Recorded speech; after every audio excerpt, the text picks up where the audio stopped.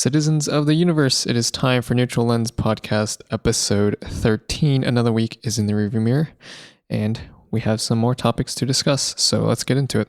Before we begin, if you guys have any questions you want answered, topics you want discussed, at Neutral Lens Pod on all socials, I'll get to in a future episode. Topic number 1. How do I tell if someone is genuine? Well, that's the real trick, isn't it? I don't think it's possible to tell 100%. You know, obviously some people will be easier to tell than others. Like if you talk to a CIA agent, for example, like they're not going to give you very much. You're really not going to catch anything body language wise unless you are also trained to be able to catch those things and to be able to get it out of people. So like people who are employed to interrogate, you know, things like that. But in a general sense, like I think the main question that you have to ask is, do they have a reason to lie? Like, do they stand to gain from lying to you or being not genuine to you? And also, on top of that, how plausible is it that whatever they just told you is made up? Now, I'll give you a really good example of this. Homework. Let's just say you're a teacher and a student comes up to you, or like maybe you go around collecting homework and they say, hey, I don't have my homework today. And they give you whatever reason it is. Their dog ate their homework, you know, it got lost in a storm, whatever it is. And your job is to kind of tell, are they lying or not? Well, you know, if they give you the standard, my dog ate my homework, it's probably going to be a lie. More unique reasons generally have a higher likelihood of being true, just because, you know, how could they have come up with that? You know, if they do come up with something crazy and it's like so obviously untrue, then, you know, but you also have to think about things like, what is a student's history of doing the homework? Do they consistently not do the homework? If they always do the homework and then this one day they don't have it, first of all, I don't think you really care as a teacher. You're just like, oh, they missed it one day, unlucky, you know, they probably got busy. But they also probably will be telling you the truth, and it won't be something crazy like my dog ate my homework. It will be, you know, I got really busy with football practice and, you know, it went super late. I had some other things to take care of and I just couldn't get it done. So like that is one way to tell. But also, like, if there are a ton of details that they give you without prompt, like, hey, I don't have my homework because of this and this and this, and they just start telling you things and there's a lot of detail, it's probably going to be a lie, to be honest with you. Like, you can just probe a little bit, see if there's consistencies in their answers if you start asking questions about it, and just see if it completely falls apart, you know. But because like if they're giving you a bunch of details without you asking, they're trying to cover up the fact that they don't have details because it's not a real event, you know. But if they kind of just tell you a couple things and then you start asking questions, and they can dive more into it, and like they're not going super in depth, and you can tell it's like more of a comfortable kind of tone rather than trying to get things out and maybe end the conversation, then that is much more likely to be true, you know. Or if you get like crazy details that aren't things that people normally just think of, you know, it's either they spent a lot of time crafting the story or this is actually true. So it's like if you guys have played like Two Truths, One Lie, or like whatever iteration of it exists around the world, where the crazy statement is usually true and there's like this random other one that's a lie, you know, because yeah. But like there are some things where it's like you genuinely don't have a benefit to lie about it. And at that point, if you're just like assuming out of paranoia that somebody's lying to you, I think it's a little bit too harsh, I guess you can say. Like, it doesn't mean it's 100% true. Doesn't mean that they're not going to lie about it. But they probably aren't. You know, like if someone shows up a bit late to your boys hanging out at like, I don't know, the bowling alley or something, because he had to go to the gym and then there was some traffic and that was his reason, he's probably not lying. You know, there's no reason to lie about it unless he like got arrested or something like that. But even then, I don't think the boys will care. So it's one of those things where you really have to assess the situation. Are there stakes on it? Basically, like, you know, if some guy arrives home late and his girlfriend's like, where the hell were you? Then there are reasons to lie. There are a lot of reasons he could be lying. But if it's just him and the bros going to the bowling alley, like there's probably not going to be a reason. You know what I mean? So you just have to think about those things and just recognize, does he have anything to gain from manipulating me by lying? You know, and this even applies to like, more government related things where, yeah, a lot of the times they do want to lie to you to try and cover up things that they maybe shouldn't have done. But it's also like there's a lot of things that they have no reason to lie about. So you just have to assess. All right. We'll go to topic number 2, which is why do people micromanage and is it a good or bad thing?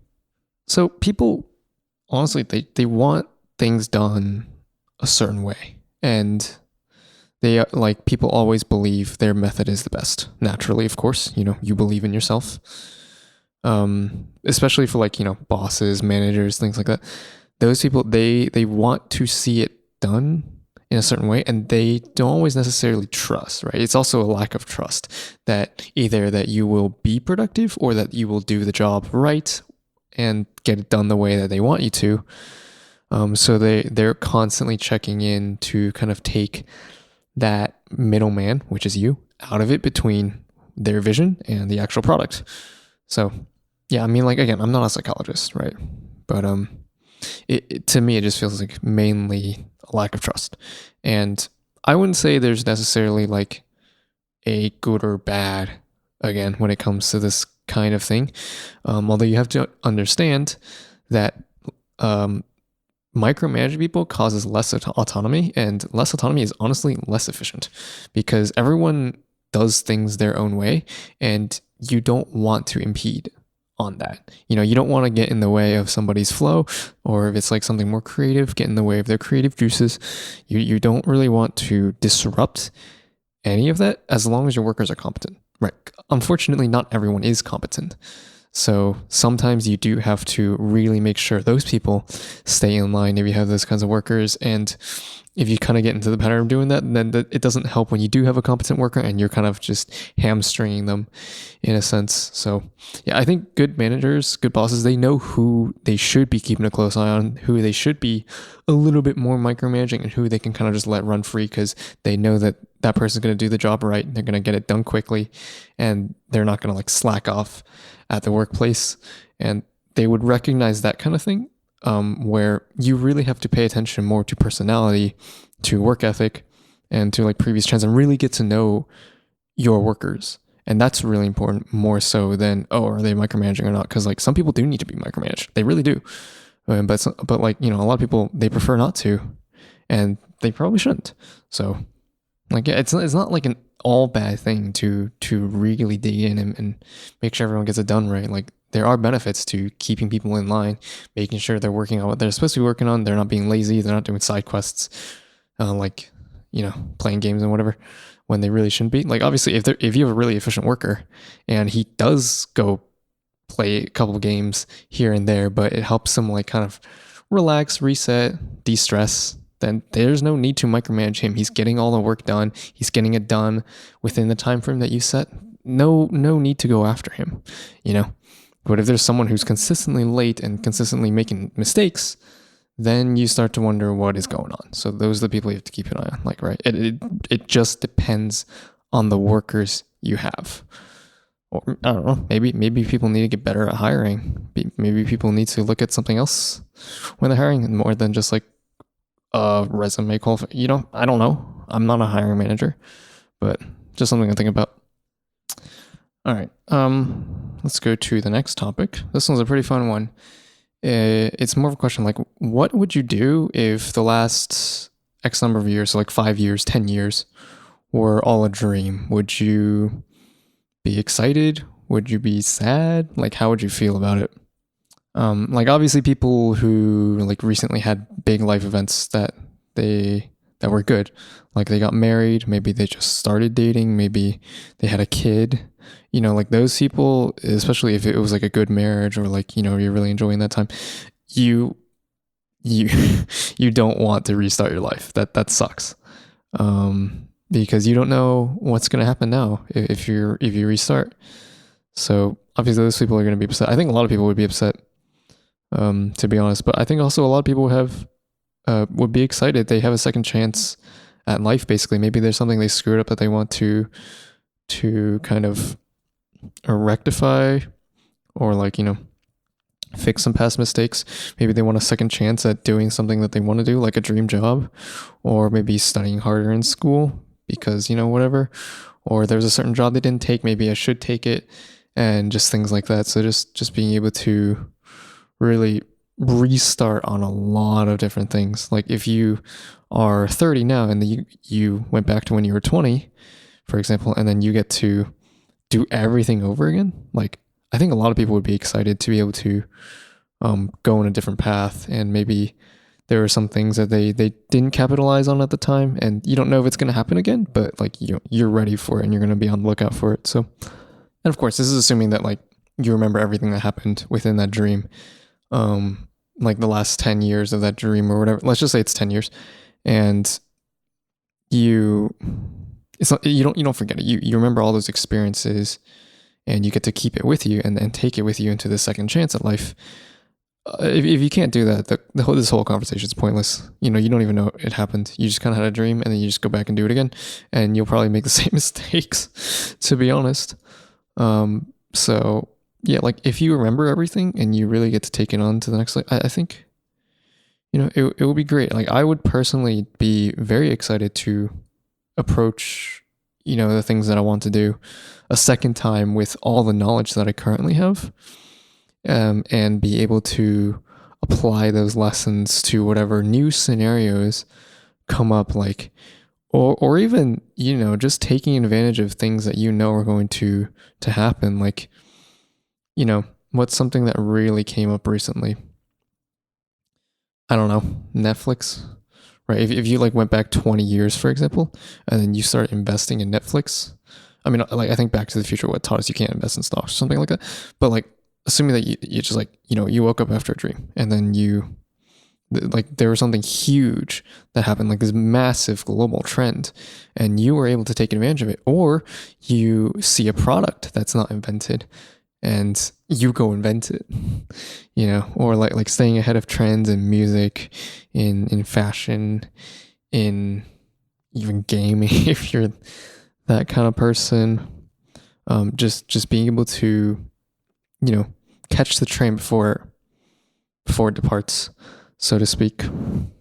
Yeah, it's just becoming like, it's essentially winding back the clock, keeping all your knowledge, like being able to time travel 10 years into the past.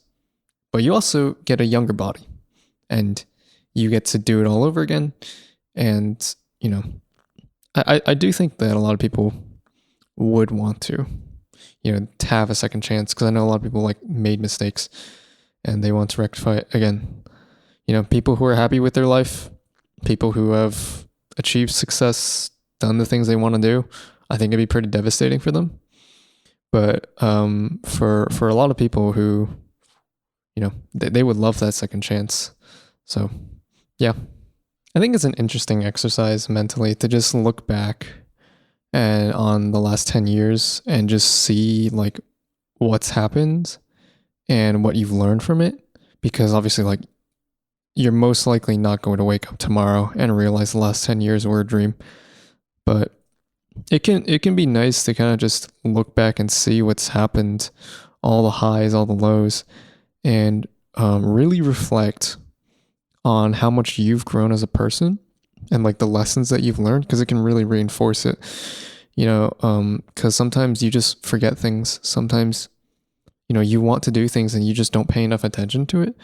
And it can help you, like self-reflection can really help you focus on the things that you want to improve and the things that you want to do. So, beyond just, oh, that'd be cool if I could do my life over again. Obviously, like a lot of people who are younger, they still have a lot of time. They don't need to do it over again. They can just, try and make a transition now. For the older people, it's just fun to see what life has had in store for you over the years. Maybe not fun. Maybe things are terrible. I don't know. But yeah. Well, I think that'll do it for episode 13. So thank you guys for listening as always, and I will see you next week. Have a good one.